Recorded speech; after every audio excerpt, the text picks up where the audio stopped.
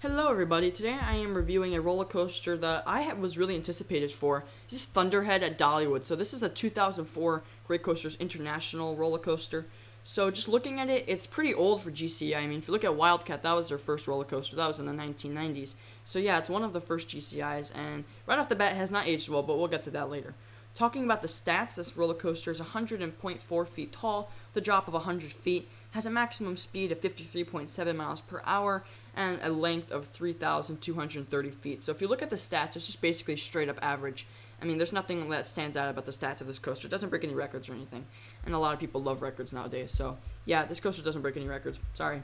Anyway, this roller coaster is located towards the corner of the park, basically on the left side, in the lumberjack themed area, and the attention to detail in this coaster is pretty good. It's not directly themed to anything. It's not like Mystery Mine where it's themed towards a haunted mine. This ride is just sort of themed toward lumberjacks. You have these giant wood structures, which are pretty nice actually, and yeah, the attention to detail is nice. So you'll get to your station, and this is a really loud station because the coaster in general is just loud. I mean, it is a GCI, and there's also a station flyby, which means it goes through the station during the ride course.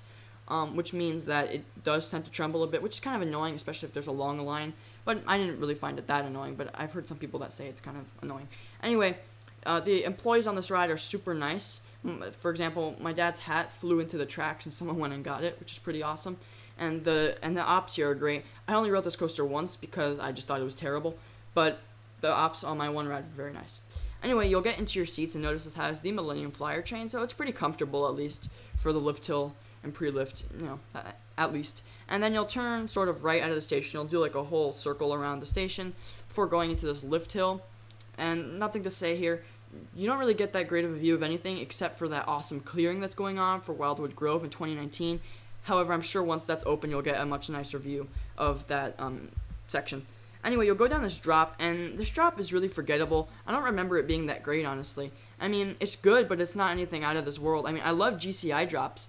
For example, Gold Striker and Renegade both have fantastic drops, while the Mystic Timbers drop is also pretty good as well. But this one was just okay. It was smaller. It was on the smaller side and not as steep as the GCI drop, so not as good as usual. Following that, you'll go into this little bank turn. This is okay. It's just an okay bank turn. It's really that one transition where it goes into the right side is really rough, actually. Following that, you'll kind of go through this another sideways airtime bank turn thing. Following that, you'll go into another bank turn. Just kind of bank around a lot on this ride in case you haven't noticed. You'll go right into this sort of overbank turn. That's where they take your photo, by the way. And this is the station flyby. The station flyby is cool, but my only issue with it is that you just go straight. I kind of wish that they would have added like a airtime hill there, so it would have felt like you would get ejected up into the roof. But it's just straight, which is kind of dull in my opinion. It's not like the Renegade station flyby where it's just going back-to-back airtime hills.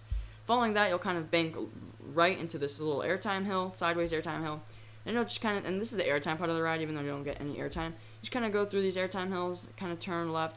And this part's just kind of boring, honestly. You just kind of bank left and right. The issue with this ride is that the hills and bank turns aren't as defined. They aren't as deep as like the Renegade bank turns or the Gold Striker bank turns. Like they aren't as twisted. They're kind of dull. And yeah, they aren't at that high of a degree angle. That's why it's kind of boring. So yes, this roller coaster is rough, and yes, this coaster has a rattle. And there's not much that you can do about that. I mean, they added some wood to the structure, which is like, why I don't know why they just didn't retrack it. I mean, if they were really concerned about this coaster being rough, then they would retrack it. And I say this in most of my coaster reviews, that I'm not opposed to roughness. I think it's just something that we all have to live with as coaster enthusiasts. But rattle really gets me, and this roller coaster has both. So when you combine a rattle and a roughness, you just get bad, and that's what this coaster amounts to. And I'm not saying that because it's a wooden roller coaster. I mean, just 10 minutes away is my favorite roller coaster, Lightning Rod, of all time. So yeah, wooden roller coasters and roughness are not why I don't like this coaster.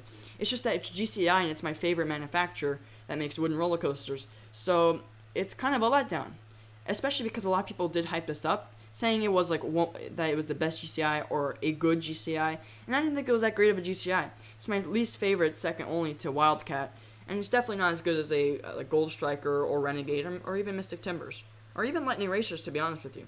And part of the problem is that it's just so old, and roller coasters that are GCIs just don't tend to age well. And if you look at other GCI coasters, yeah, they do not age well whatsoever.